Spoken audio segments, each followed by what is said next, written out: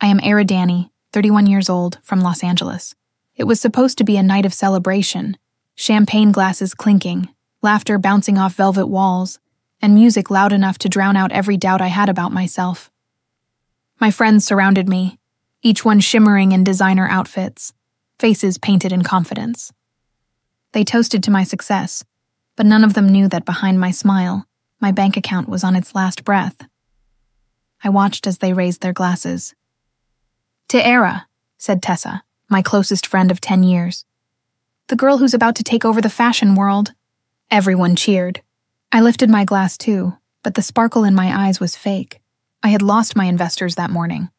My boutique, the dream I had poured my entire savings into, was on the edge of shutting down. They didn't know. Not yet. As the night went on, I excused myself to the restroom. My phone buzzed in my clutch. A message from my landlord, final notice. If the rent isn't paid by Friday, we'll have to close your shop. My fingers trembled as I read it. I leaned against the marble sink, staring at my reflection. Lipstick perfect, hair immaculate, but eyes hollow. How had I gotten here? When I walked back into the VIP lounge, the music felt louder, harsher. My friends laughed, ordered more drinks, took selfies. I slid back into my seat, trying to hold my composure. That's when Tessa leaned over, lowering her voice.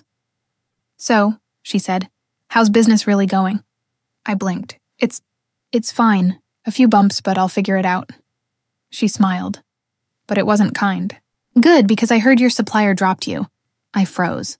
"How did you—" "Oh, don't look so shocked," she said with a smirk. LA's small. Word gets around. The others turned their heads, pretending not to listen, but clearly hooked. I felt heat crawl up my neck. "Tessa," I said quietly, "this isn't the place." "Oh, come on," she teased. "We're all friends here. I'm just saying, maybe you shouldn't have bragged so much when things were going good. People remember that kind of thing." Laughter rippled around the table. My chest tightened. I looked at them, every single one of them. People who had claimed to love me, support me. I had been there when they cried over breakups, when they needed money, when they felt lost. And now, when I was the one struggling, they were feeding off my humiliation. That was the moment it hit me. I wasn't surrounded by friends.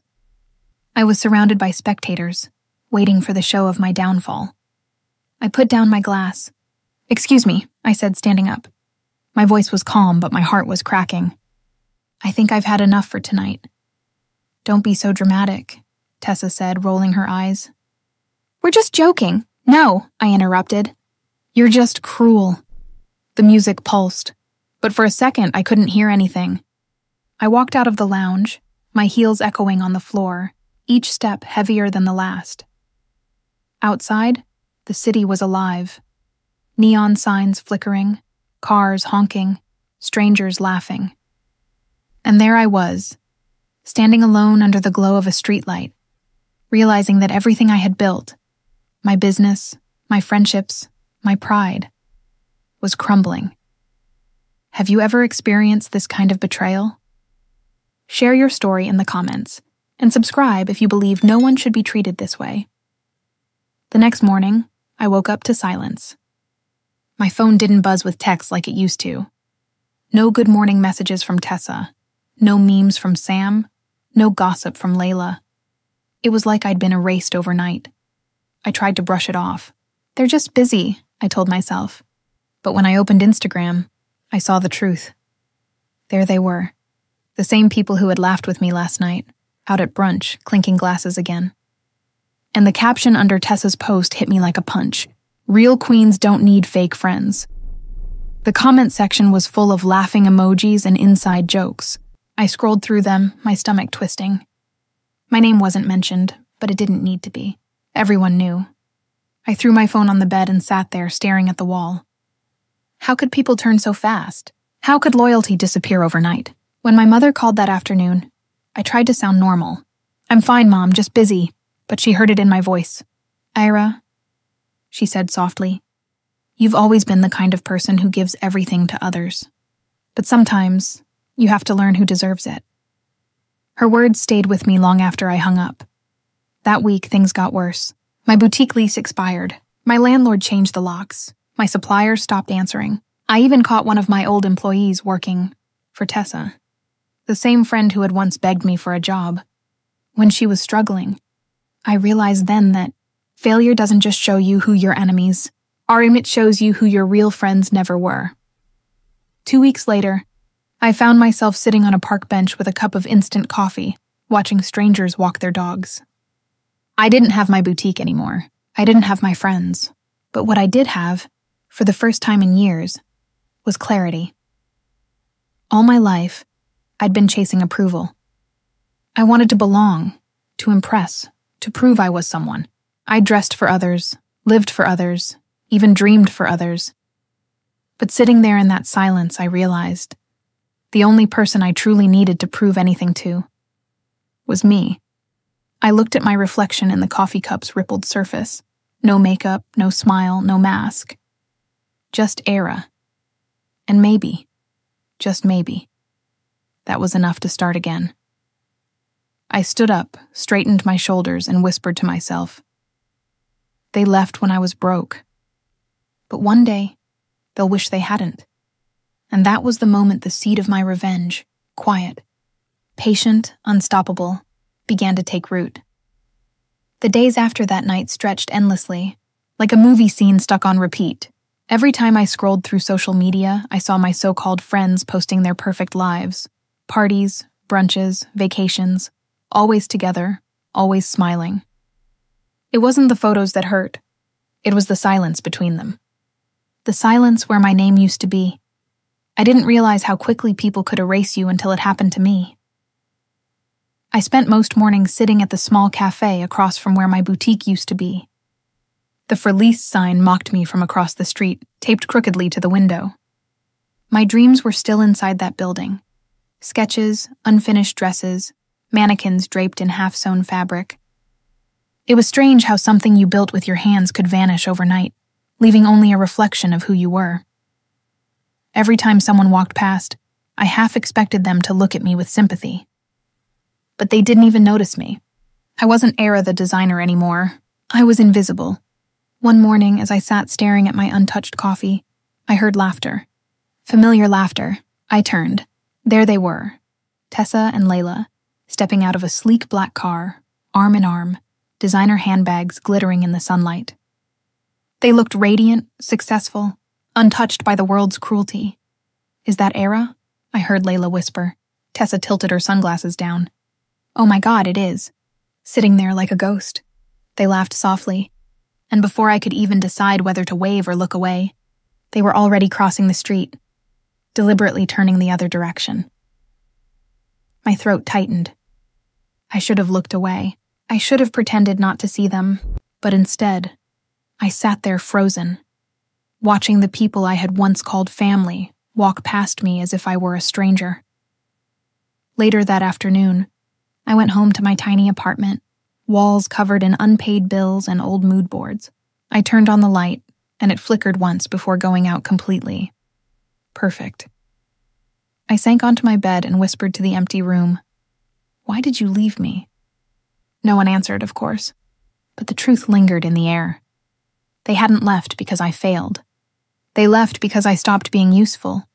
I had been their constant, the one who helped pay rent when Layla lost her job, the one who bought Tessa's birthday dinner when she forgot her wallet, the one who designed free outfits for every one of them when they wanted to stand out at events.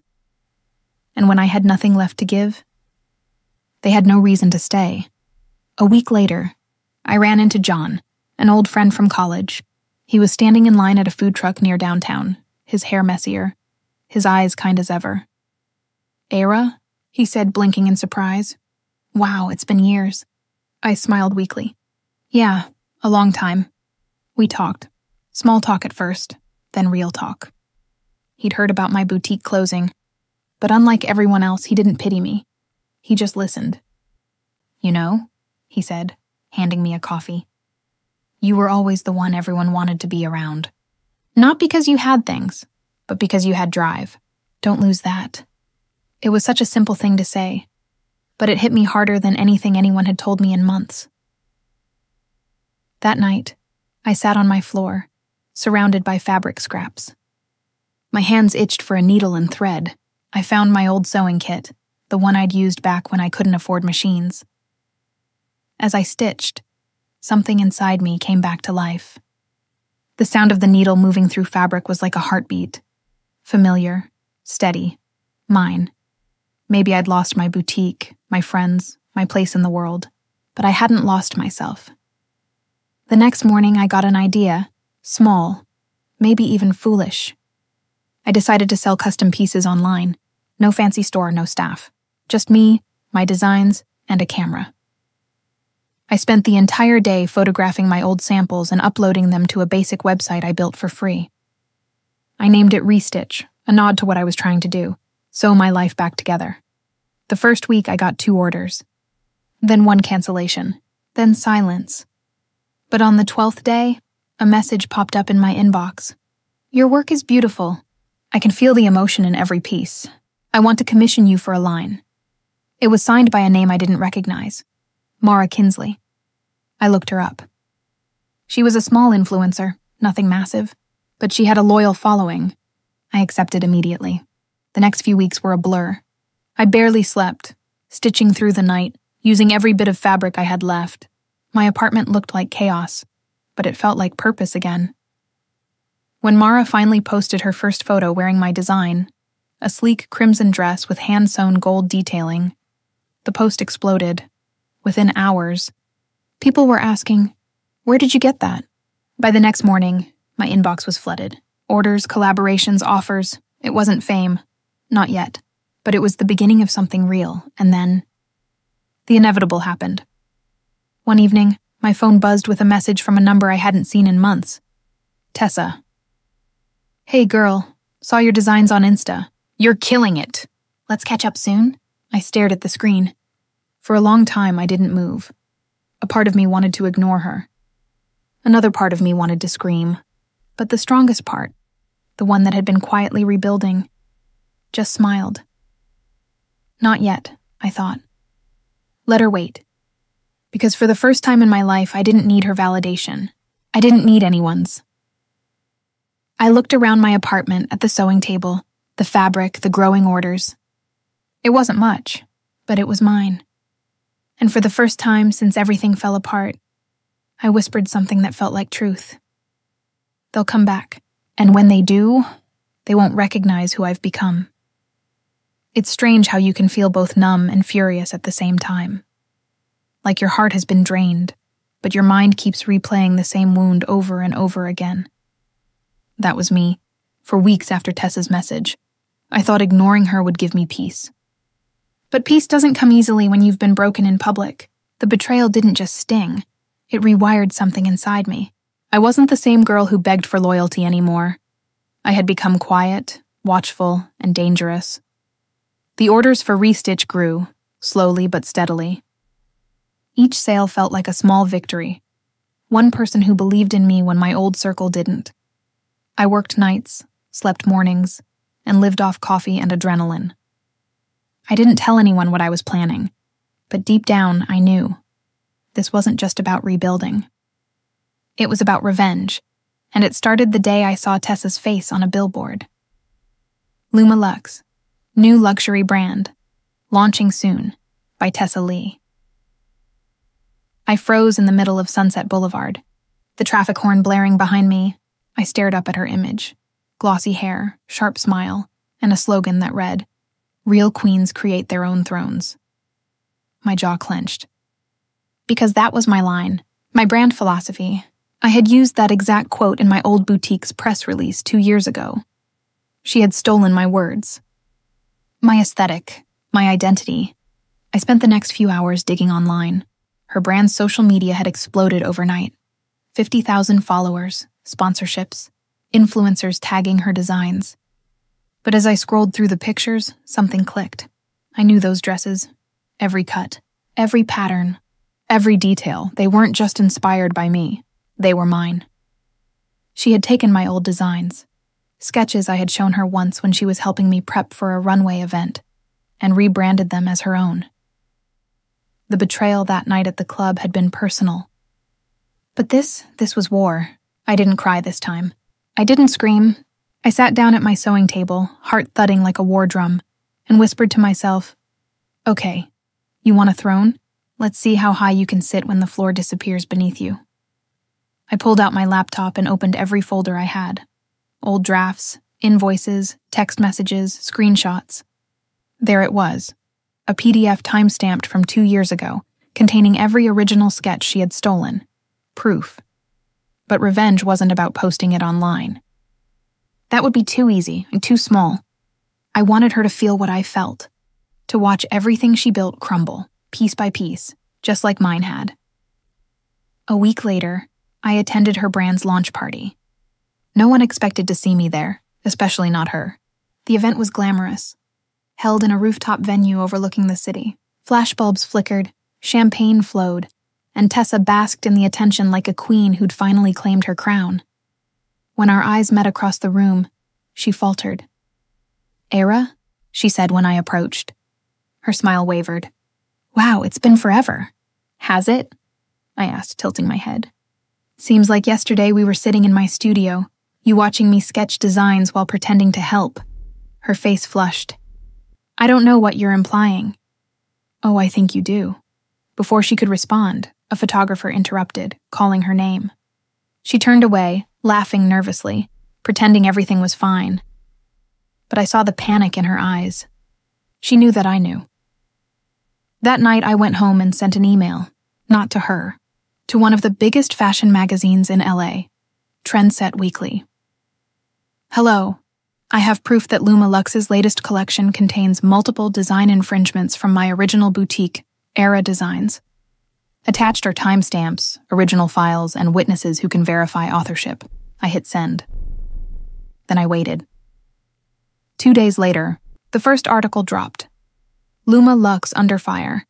Designer accused of stealing sketches from former friend. The fashion world loves a scandal more than a success story. The news spread like wildfire. By evening, every influencer who had worn her brand was deleting their posts. Her sponsors pulled out, her comments filled with accusations. And while she scrambled to defend herself, I stayed silent. For the first time in years, I didn't need to explain myself. The truth was loud enough, but the silence that followed wasn't peace. It was heavy, complicated. Watching her crumble didn't bring me joy. It brought me clarity, because revenge, I realized, doesn't heal you. It only stops the bleeding long enough for you to see the scar.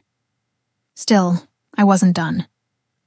A few nights later, she called me. Her voice trembled through the speaker. "Ayra, please, they're destroying me. You don't understand." "Oh, I understand perfectly," I said quietly. "You took what was mine. You laughed when I fell. And now you want mercy?" She sniffled. "I didn't mean to." "Don't lie to me, Tessa. You did it because you thought I'd never rise again. But here's the thing. You can steal my designs, my friends, my spotlight, but you'll never steal my name." I hung up before she could answer. That night, I sat by my window, watching the city lights. I felt empty, not victorious, not broken, just still. John texted me later, heard about the news. "You okay?" I stared at the screen before typing back. "I should be, but I'm not sure winning feels the way I thought it would." He replied, "That's because real victories aren't about destroying someone else. They're about finding yourself again." His words lingered in my chest like an echo. The next morning, when I checked my website, sales had tripled overnight. People were rallying behind me, calling me the real artist, the comeback queen. It should have felt amazing. And in a way it did. But deep down, I knew this wasn't the end of the story. It was only the beginning of who I was meant to become. Because from that day forward, my designs weren't just clothes. They were statements, stitched with every ounce of pain, betrayal and resilience I had left. And this time, no one was taking them from me again. After the article broke, everything changed, but not in the way I'd imagined. My name was suddenly everywhere. Blogs, fashion boards, even gossip pages. "Designer Ayra Danny exposes fake friend," read one headline. "Luma Lux collapse rocks LA fashion scene," screamed another. For the first time in years, I was back in the spotlight. But it wasn't because of my art. It was because of the drama, and drama fades fast. At first, people cheered for me. Then as the weeks passed, the applause turned into whispers. She's too emotional. She's milking it. Maybe she's lying. The internet has no loyalty. It builds you up to tear you down again. One morning, I woke to a new wave of hate comments. Someone had leaked a rumor that I'd faked the designs just to ruin Tessa's brand. She had her PR team working overtime, painting herself as a victim. "She's obsessed with me," Tessa said in one interview clip that went viral. "I wish her healing, but I won't engage in negativity." My stomach turned as I watched. The woman who had stolen from me was now playing the saint. I stopped going out. My phone stayed face down most days. Orders slowed again. The buzz I'd built around Restitch was fading under the noise of scandal. Even Mara, the influencer who had supported me early on, stopped replying to my messages. There's a certain silence that creeps into your life when people stop believing in you. It's heavier than loneliness. It's erasure. I'd wake up and stare at the ceiling for hours thinking, what if this is it? What if this is all I'll ever be? The girl who got betrayed. One evening, there was a knock on my door. I hesitated before opening it. John stood there, holding 2 takeout boxes and a small smile. "You look like you haven't eaten in days," he said. I tried to laugh. "Guess I've been busy surviving." He walked in without waiting for permission, setting the food down on the counter. "You don't have to do this alone, you know." "I do," I said. "No one else will fight for me." He looked at me for a long moment. "That's not fighting, Ayra. That's isolating yourself." His words hit harder than I wanted to admit. We ate quietly, sitting on the floor among fabric scraps and unopened mail. At one point he asked, "When's the last time you designed something just for you?" I blinked. "For me? Yeah, not for clients. Not for revenge. For you." I didn't have an answer. That night, after he left, I couldn't sleep. I sat at my sewing table again, running my fingers over the threads. Designing had once been my joy, my escape. Somewhere along the way, it had become a weapon. I pulled out an old roll of fabric, one I'd been saving for years. It was soft, ivory silk with faint gold shimmer, the kind of fabric you don't use unless it means something. I didn't plan or sketch. I just created. Hours passed. The city went quiet outside. By dawn, the first rays of sunlight spilled through my window, hitting the finished dress on the mannequin. It wasn't flashy or trendy. It was simple, strong, and pure, like I wanted to be. For the first time in months, I smiled. Maybe I wasn't ruined. Maybe I was just being remade. But rebuilding yourself isn't easy when the world keeps reminding you of who you used to be. I ran into Layla a week later at a downtown market. She looked uncomfortable, clutching her iced latte like it could shield her. "Ayra," she said cautiously. "You look good," I nodded. "You too." There was an awkward pause. "Listen," she said finally. "I just wanted to say, I didn't know Tessa was stealing your work." "I swear I didn't. I thought she was talented." I finished for her. Layla's face reddened. "I just didn't want to get involved. You know how messy things get in this city." "Yeah," I said coldly. "I know." She hesitated, then added, "For what it's worth, I'm sorry." I looked her in the eye. "No, you're not sorry for what you did. You're sorry you got caught watching it happen." She didn't respond, just lowered her gaze and walked away. And as I watched her disappear into the crowd, I realized something that hurt and healed me all at once. Sometimes closure doesn't come from apologies. It comes from realizing you don't need them anymore. The next month was slow but steady. I started attending local art markets again, selling pieces by hand. I didn't make much, but I made enough. Each sale came with a conversation, a real connection. People would look me in the eyes and say, "This feels different. I can tell you love what you do." And I did. I had found something beyond the noise, purpose, still. There were nights I'd scroll through Tessa's now defunct pages, seeing the chaos I'd unleashed, lawsuits, scandals. Her name, once golden, now tainted. And I'd wonder if she hated me as much as I once hated her.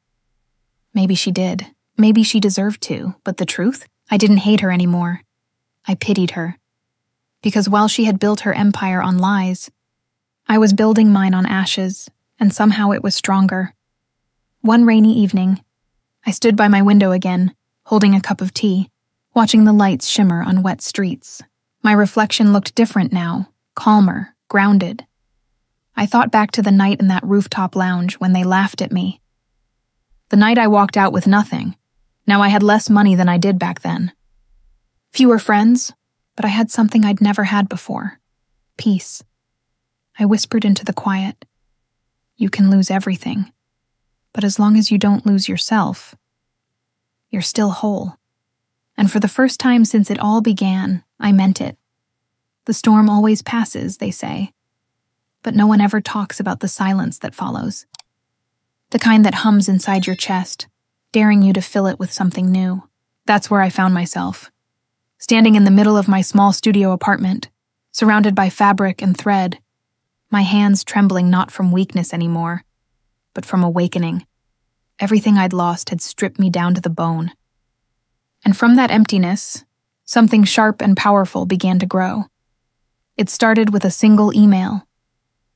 Subject line: partnership opportunity. I almost deleted it. I'd been getting dozens of spammy offers since the scandal. But something about the name caught my attention. Harper and Vale Productions, a small creative agency known for building indie designers into recognizable names. The message was simple. We've been following your work on Restitch and love your storytelling approach. We'd like to discuss featuring you in our upcoming documentary series on women rebuilding after loss. I blinked, reading it 3 times. Then I laughed. Out loud, of course. The universe was giving me a stage, not to explain myself, but to define myself. 2 weeks later, I met with the producers in a small coffee house downtown. They were warm, enthusiastic, genuine. A far cry from the shark-like PR people I'd met during my boutique days. We're not looking for perfection, one of them said. We want honesty. We want your truth, the real story behind the woman who rebuilt from nothing. For the first time in years, someone wanted to hear my voice and not just see my designs. I signed the contract that same day. Filming began the next month. They followed me everywhere, to markets, fittings, fabric stores. At first it felt invasive, but then it became cathartic. Speaking my truth on camera wasn't painful. It was freeing. One afternoon they asked me to walk them through my old boutique building, the one I'd lost. I hesitated, but something in me said, go. As I stood before that empty storefront, the for lease sign still hanging crooked, I felt an ache, but not regret. Growth. This was my dream, I said to the camera.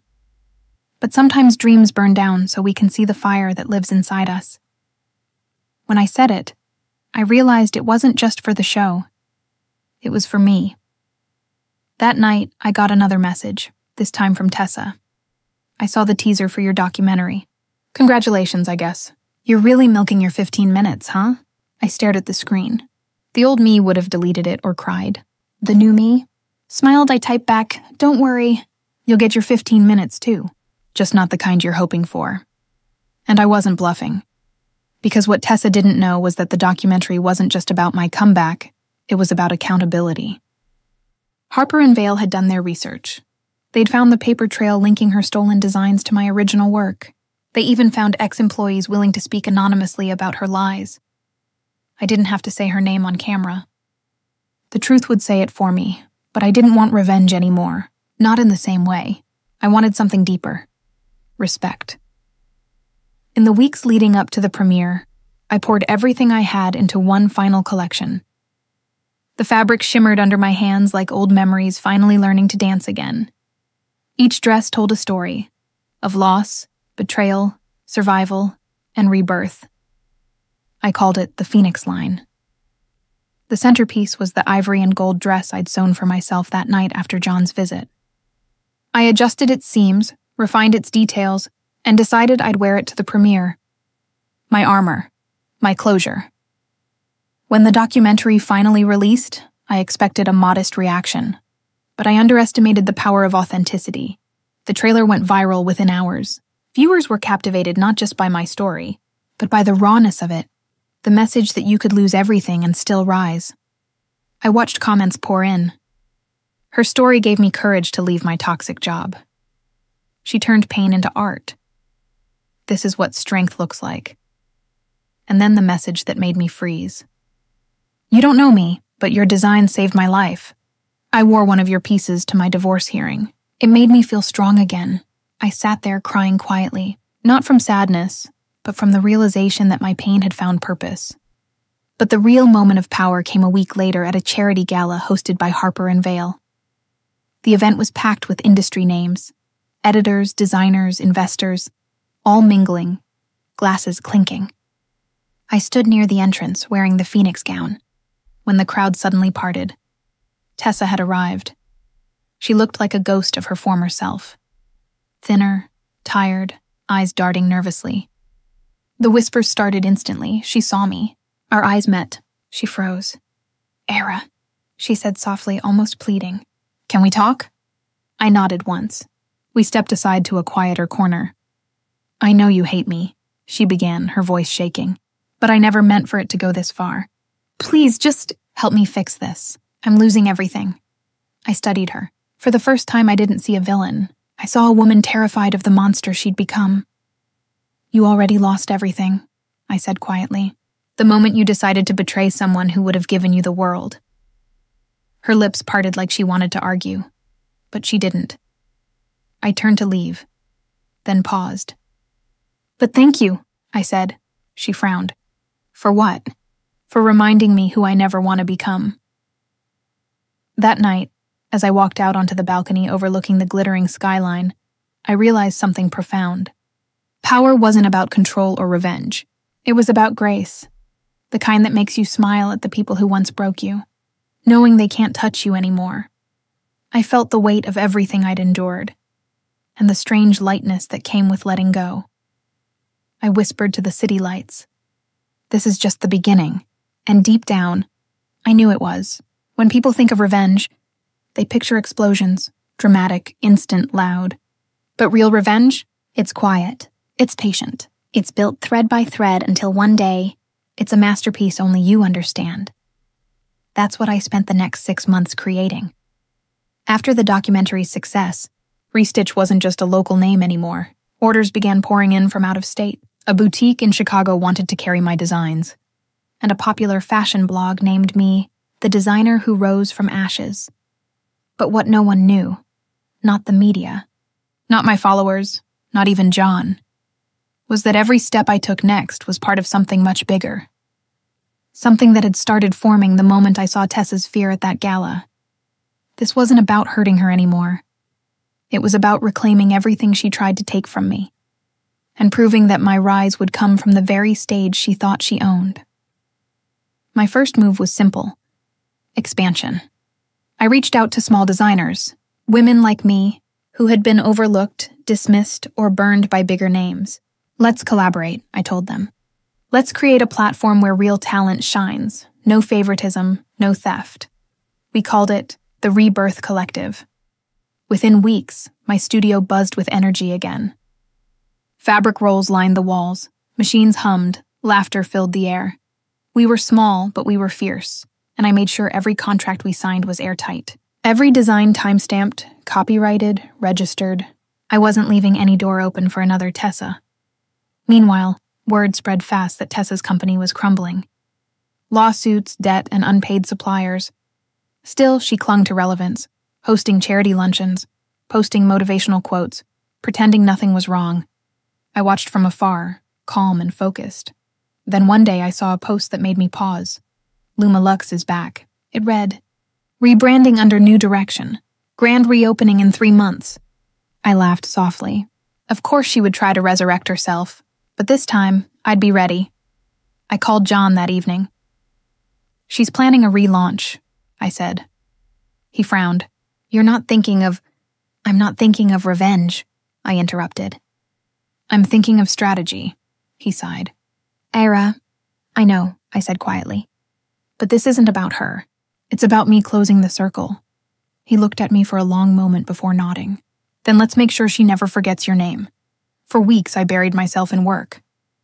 My designs evolved, bolder, more confident, unapologetically me. I was no longer chasing validation. I was building an empire rooted in authenticity. When my team showed me early concepts for our next campaign, I smiled. It was perfect, raw, elegant, defiant. The tagline read, "They buried us, but they forgot we were seeds." Then came the invitation that sealed fate. A fashion magazine, the same one that once ignored me, reached out. They were covering the rebirth of women in design and wanted to feature both me and Tessa on a joint panel discussion. 2 women. One stage, one past, it was poetic. The day of the event arrived. The air buzzed with whispers and camera flashes as I walked in, wearing one of my phoenix gowns, red silk that flowed like flame. I could feel every gaze on me, curious, cautious, awed. Tessa arrived minutes later, dressed in icy blue, smiling too wide. But her eyes, those told the truth. She was terrified. We took our seats beside each other, microphones clipped on. The moderator introduced us with practiced enthusiasm.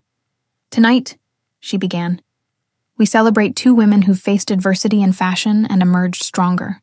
I almost laughed. Tessa spoke first, her tone polished, her words rehearsed. "We all make mistakes," she said smoothly. "But what defines us is how we move forward." When it was my turn, I looked out at the crowd and took a breath. "For years," I began, "I thought success meant proving people wrong. But real success," I glanced at her, "is when you no longer need to." The room went silent. Cameras flashed. Tessa's smile faltered. "I learned," I continued, "that taking from others will never fill what's empty inside. True art, true beauty, it comes from truth. And truth always finds its way to the surface." Applause erupted, and in that moment, I didn't just speak to her. I spoke to every version of me that had ever been silenced. After the event, journalists swarmed me. "What's next for Restitch? How does it feel to inspire so many?" I smiled, answering gracefully. But when I turned, Tessa stood alone near the exit. Her eyes met mine. For a second, neither of us spoke. Then she whispered, "You win." I shook my head gently. "No, Tessa, I didn't need to." The next day, an article went viral. "The Queen Returns, How Ayra Danny Redefined Revenge as Redemption." Brands reached out for collaborations, and speaking offers flooded my inbox. But more importantly, I started getting letters from women, strangers, thanking me for standing up, for turning pain into power. That's when I realized my setup had never been about Tessa at all. It had been about reclaiming the narrative, about showing the world that you can fall, break, and still rise higher than before. Months later, I visited the ocean, the one place I'd always gone to think. The waves roared against the shore, the air tasting like salt and new beginnings. I closed my eyes and whispered, "It's done." The revenge was complete, not because I destroyed her, but because I built myself. And the woman staring back from the water's reflection. She wasn't angry anymore. She was free. Revenge isn't always about fire. Sometimes it's about the light, the kind that exposes everything hiding in the dark. That's what this moment felt like. The calm before illumination. 3 weeks after the panel, the Rebirth Collective was officially launching its first independent fashion showcase. We'd secured a partnership with Harper & Vale again, but this time, the event was ours. No middlemen, no filters, just creators owning their craft. The show was titled Ashes to Empire. Fitting, right? It was scheduled for the same weekend as Tessa's relaunch party. I hadn't planned that coincidence, but fate clearly had a sense of humor. The night before the event, I walked through the nearly finished exhibition space. Rows of mannequins stood like silent witnesses, draped in gowns that shimmered under the overhead lights. Each design represented a chapter of my journey: loss, pain, resilience, rebirth. My assistant, Lila, walked beside me. "Do you think she'll show up?" she asked carefully. I didn't need to ask who she was. "She might," I said, smoothing the hem of one dress. "But that's not why we're here," Lila smiled. Still, wouldn't that be poetic? I allowed myself a small laugh. Maybe a little. By morning, the venue buzzed with cameras, journalists, and industry veterans. The energy was electric. Everyone curious to see if Ayra Danny could deliver again, this time on her own terms. I stood backstage, adjusting a model's shoulder strap when my phone buzzed. A message from an unknown number. You really don't stop, do you? T.I. smiled faintly. She was watching. Good. The showcase began. Soft music filled the room as the lights dimmed, and one by one, the models stepped out. The designs flowed like living poetry, a story unfolding across silk and lace. The audience was silent, mesmerized. Each outfit carried a whisper of what I had endured. Betrayal stitched into beauty, grief turned into gold. When the final model appeared, wearing the phoenix gown, I stepped onto the runway beside her. Applause erupted, thunderous, unstoppable. It wasn't just admiration, it was validation. I felt tears burn behind my eyes but refused to let them fall. Instead, I smiled and said into the mic, "This is for every woman who was ever told she couldn't rise again." We did. The crowd roared. Afterward, as the event wound down, I walked out onto the terrace to breathe. The city glittered below. Endless lights, endless stories. That's when I heard a voice behind me. I have to admit, "You did it." I turned. Tessa stood there, wearing sunglasses though the night had long fallen. Her presence was almost ghostly. "I didn't invite you," I said calmly. She shrugged. "Didn't need an invitation. The whole world's talking about you anyway." "Then why are you here?" Her lips trembled slightly before she spoke. "Because I wanted to see for myself, to see how far you'd go to ruin me." I tilted my head. "You ruined yourself," she looked away. "You think this makes you better than me?" "No," I said softly. "It makes me free." She stepped closer, her voice shaking. "You had everything once, and you threw it away because of your pride. We could have been unstoppable together." I met her eyes. "You stole from me, Tessa. You lied. You took my dreams and called them yours. That wasn't partnership. That was betrayal." Her expression faltered, then hardened again. "So what now? You got your revenge. Are you happy?" I took a breath, letting the silence stretch. "No," I said finally. "I'm not happy because of your downfall. I'm happy because I don't need your approval anymore." For the first time, she didn't have a response. She just stood there, her shoulders sinking as if the weight of her choices finally caught up to her. "You know," I added, stepping closer, "when I started this, I wanted you to feel my pain. But now, I just want peace. You can keep your bitterness. I'll keep my success." And with that, I walked away. The click of my heels echoing like punctuation to a story long overdue. The next morning, headlines filled every feed. Ayra Danny redefines. Modern fashion, a triumph of authenticity. From betrayal to brilliance, the designer who changed the game. Tessa Vale's brand misses its grand relaunch. Amid legal trouble, poetic, wasn't it? My team celebrated, champagne popping in the studio, but I didn't feel the need to brag or post. The victory was internal, deep, quiet. That's what true power feels like. Steady, not loud. A few weeks later, I received an unexpected call. It was from a major Paris-based fashion house. They wanted to collaborate with me for their spring line. It felt surreal. The same city I once dreamed of, the same runways that once felt out of reach. Now, they were calling me. I hung up, sat in silence for a moment, and smiled. I'd done it, not because of revenge, because I rebuilt myself. But the universe wasn't quite done yet. At the next Rebirth Collective meeting, one of my assistants brought me a package. "This came for you," she said. No return address. Inside was a small envelope. No letter, just a folded sketch, a dress design, my design. The one Tessa had stolen years ago, drawn in her hand, but this time, signed at the bottom with a simple note. "I'm sorry. For a long time, I just stared at it." Then I placed it in my drawer, not as a trophy, not as a reminder of hate, but as a testament. That people can change. That closure doesn't always come in grand gestures. Sometimes, It's in quiet acknowledgments. Later that evening, I stood in front of my mirror, wearing a new creation, sleek black with gold accents, strong but graceful. My reflection didn't look angry anymore. She looked unstoppable. I whispered, "You were right, Ayra. You didn't just rebuild, you rose."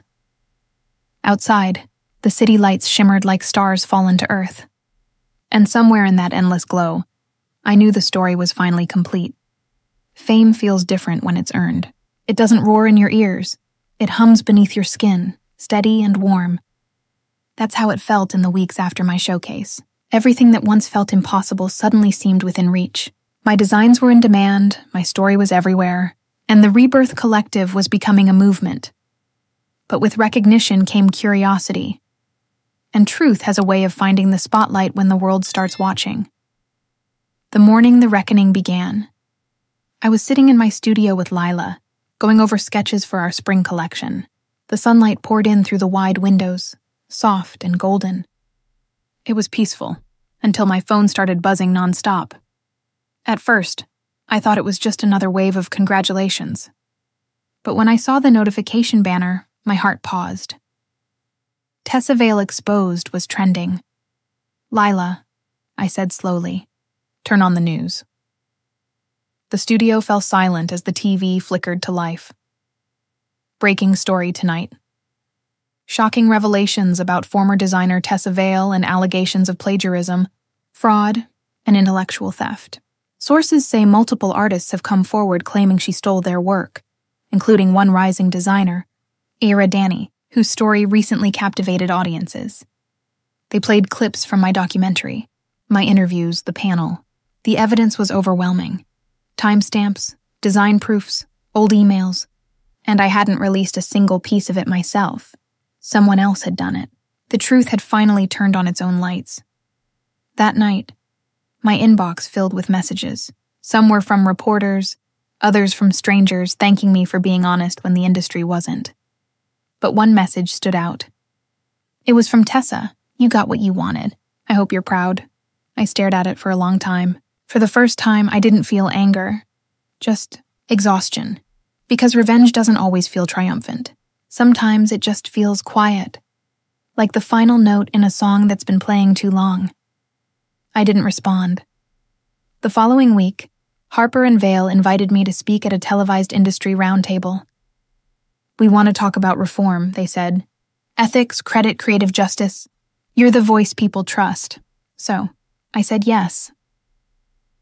The event took place in a sleek studio, cameras everywhere, journalists in the front row. My palms were sweating as I took my seat on stage. Across from me sat editors, CEOs, artists, the same people who once dismissed me. When the moderator introduced me, she said, "Ayra Danny isn't just a designer. She's a symbol of resilience in an industry built on reinvention." I smiled, took a breath, and leaned into the microphone. "I used to believe the fashion world was built on beauty," I said. "But beauty means nothing without integrity. For too long, we've looked the other way while talent gets stolen and voices get silenced." "That ends now," applause erupted. Cameras flashed. And in that moment, I knew I wasn't just speaking for myself anymore. Later that evening, as I walked off stage, a journalist stopped me. "Ayra, how does it feel to finally get justice?" I paused, thinking carefully. "It's not about justice," I said softly. "It's about truth. Justice fades, but truth rewrites everything." He nodded slowly, almost reverently, and just like that, I realized I had become the story I once feared. The cautionary tale turned inspiration. Over the next few weeks, the industry began shifting. New policies were drafted to protect independent creators. Platforms started verifying design copyrights. My name became attached to those changes, not as a victim, but as a catalyst. Fashion schools invited me to lecture. Magazines quoted me in think pieces. A once broken designer had become a voice of reform. Sometimes, when I walked into a room, I could feel the respect. Not the empty applause of status, but the silent nods of people who finally saw me. But not everything was easy. The truth also took a toll. A part of me still thought about Tessa. Not the rival, but the woman who'd once been my friend. Every so often, I'd see her name mentioned in a headline or a thread, each time smaller, each time sadder. Until one day, she disappeared completely. No company. No interviews, just silence. I told myself it wasn't my burden anymore, but deep down, I knew a piece of me still mourned what we could have been. The team we once were. Before ambition turned toxic. Months later, Harper and Vale hosted an exclusive awards gala to honor women reshaping the creative world.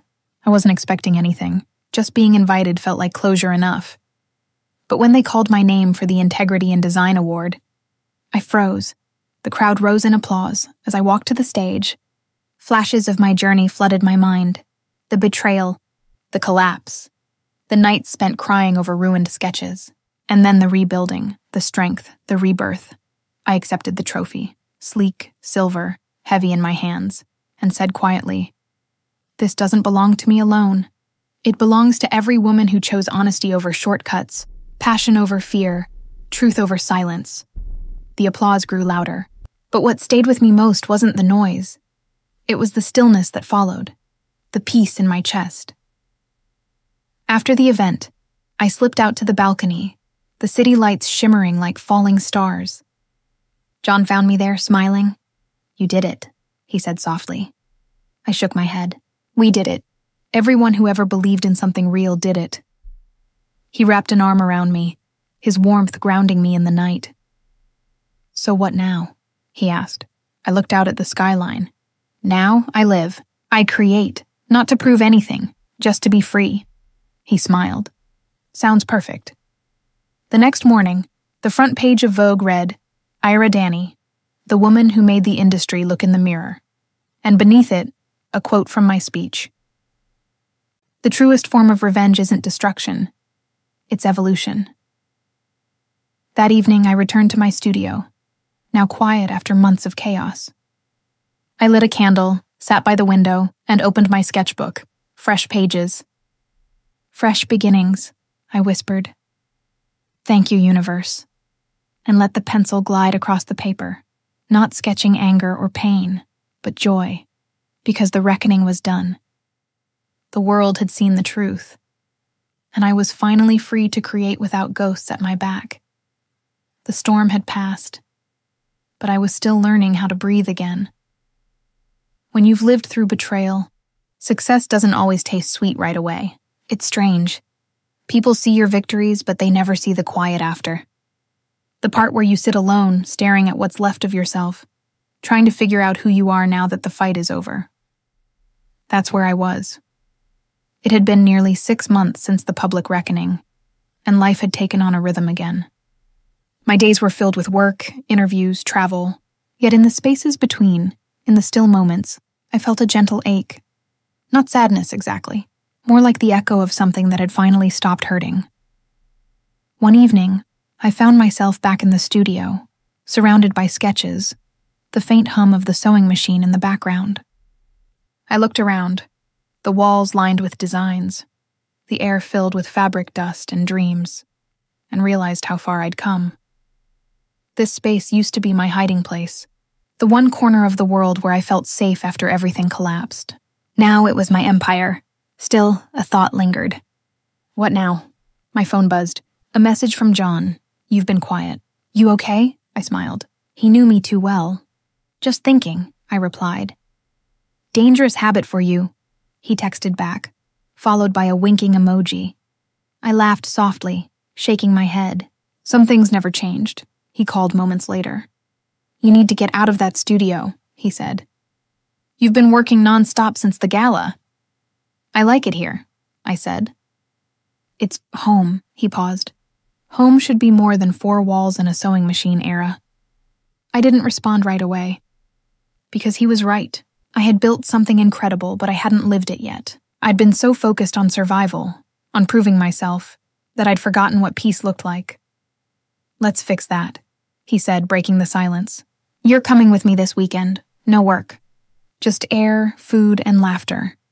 That weekend we drove to the coast, the same ocean where I'd once whispered, "It's done." Only this time I wasn't seeking closure. I was there to feel alive. The air was warm, the waves wild. I kicked off my sandals and walked into the water, letting it curl around my ankles. The horizon stretched endlessly, soft blues fading into gold. John walked beside me, quiet for a while before saying, "You know, when I first met you, I thought you were made of glass. Beautiful but fragile." I turned to him, eyebrows raised. "That's not very flattering," he chuckled. "Wait for it. What I've learned is, you're not glass, you're fire. You bend, you burn, but you never break." For once, I didn't deflect with humor. I just smiled. "Maybe," I said softly. "But even fire needs to rest," he nodded. "Then let's rest." We spent the next 2 days just being, hiking, laughing, sharing stories of who we were before the chaos. It reminded me of the version of myself I'd buried under ambition and revenge. And for the first time, I realized something crucial. The story wasn't about Tessa anymore. It was about me, about the woman I became in the aftermath. The revenge was complete. The healing was just beginning. Back in New York, I decided to take a short break from public appearances. I focused on mentoring younger designers, helping them navigate the industry's pitfalls. One of them, a bright-eyed girl named Suri, asked me one day, "Miss Danny, how do you stay kind in a world that isn't?" I smiled. "You don't stay kind because the world is kind," I said.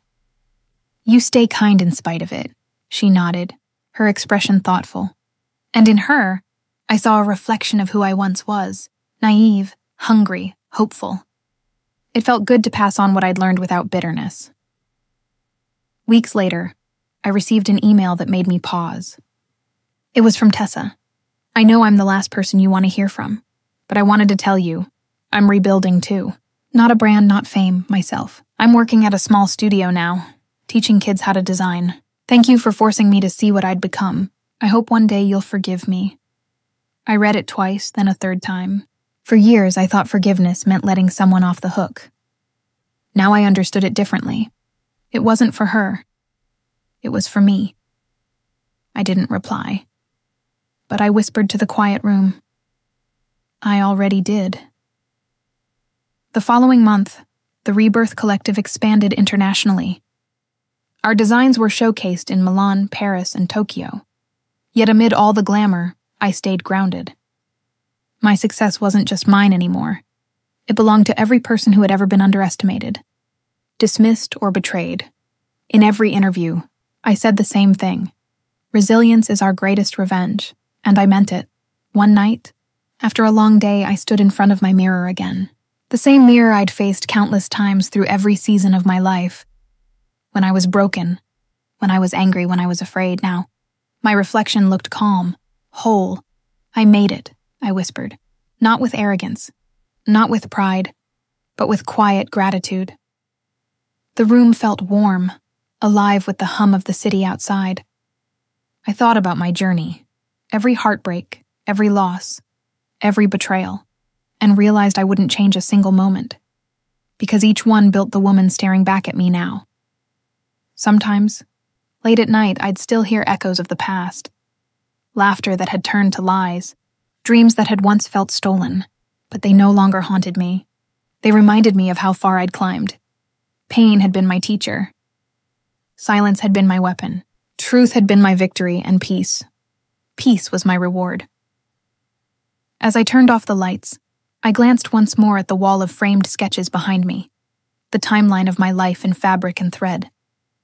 The last one, unfinished, waited patiently for color. I smiled and picked up my pencil. Time to begin again. I used to think revenge was the end of the story, that after the fire there would be nothing left but smoke and silence. But I was wrong. Sometimes the end is actually a beginning, softer, steadier, truer. Months after the whirlwind of success, scandal, and revelation, life had finally found its balance again. I woke up one crisp morning in my New York apartment, the city hum faint in the distance. The sun poured through the curtains, painting everything in a quiet gold. For once, I didn't rush anywhere. I didn't need to. The kettle whistled as I poured myself tea, standing by the window. The skyline shimmered, each building like a reflection of how far I'd climbed.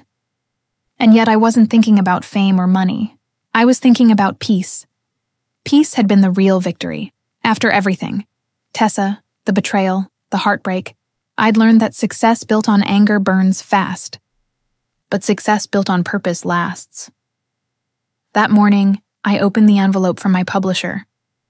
Inside was the first printed copy of my memoir, Threads of Fire. On the cover, a photo of me smiling in my studio, hands stained with fabric dye. The tagline read, "How I stitched my pain into power." My heart swelled. Not out of pride, but out of gratitude.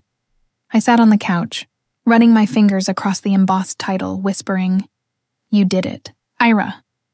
You really did." The book launch was held 2 weeks later at a cozy art space in Soho. Friends, colleagues, and even strangers who'd followed my story filled the room. John stood beside me, helping with the setup, grinning as always. "You realize this is full circle, right?" he said, handing me a microphone. "Full circle?" I echoed, adjusting my jacket. "You started this journey creating beauty out of betrayal," he said. "Now you're teaching others how to do the same." I smiled softly. Maybe that was the point all along. When it was time to speak, I walked up to the small stage. The lights were warm, the faces kind. For once, I wasn't trembling. "I am Ayra Danny, 31 years old," I began, echoing the introduction that had once started my pain. "And this is the story of how I lost everything and found myself." A quiet hush filled the room. "I used to believe that the people who hurt me had power over me," I continued, "but they only had the power I gave them. When I took it back, everything changed. Not overnight, not easily, but completely." I paused, scanning the audience. Have you ever experienced this kind of betrayal? Share your story in the comments, and subscribe if you believe no one should be treated this way. The audience laughed softly. The line that once opened my pain now sounded almost poetic. After the reading, people lined up for autographs. Some thanked me, others cried quietly, sharing their own stories of heartbreak and resilience. Each face reminded me why I'd chosen to rise instead of sink. One woman, probably in her 50s, held my hand and whispered, "You made me believe it's not too late to start again." I smiled, squeezing her hand. "It never is." That night, as the event wound down, John and I walked out into the city. The streets glowed under streetlights, soft rain misting the air. He looked over at me. "So, what's next for Ayra Danny?" I laughed. "For once, I don't know, and I think that's okay," he smiled. "You've come a long way from that girl sketching in a tiny apartment." I nodded.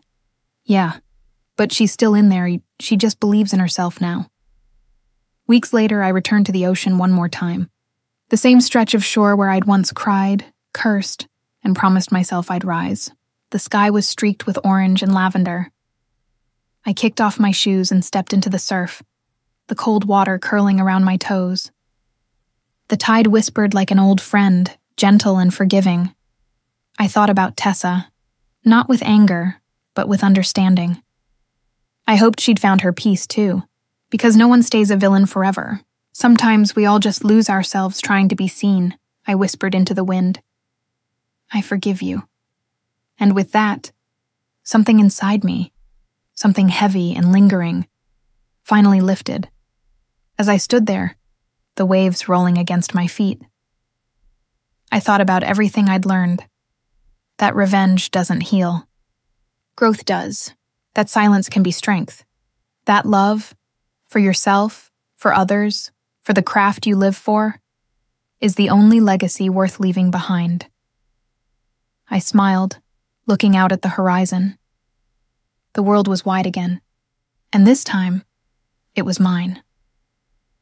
Weeks later, I received one last letter from Harper and Vale. They wanted to feature me, not as a comeback story, but as a mentor to young creators. The headline proposal made me laugh through tears. From broken threads to golden seams. The woman who sewed herself whole. Maybe that's what I'd always been doing, sewing myself whole. Now, when I look back, I don't see the betrayal as the worst thing that happened to me. I see it as the turning point, because without it, I never would have learned how strong I really was. I once believed that losing people meant losing love, But now I know. The love that stays, even when the world falls apart, is the love you give yourself. And as I write this final line, I want to say something to anyone watching, anyone who's been there, hurt, doubted, dismissed, or betrayed. Your story isn't over just because someone tried to write your ending. You hold the pen now. And if my story resonated with you, please like, subscribe, and share it with someone who might need to hear that they too deserve respect and unconditional love. Because sometimes, the people who doubt you become the reason you finally rise. What would you do if the person who broke you tried to come back once you've built everything without them?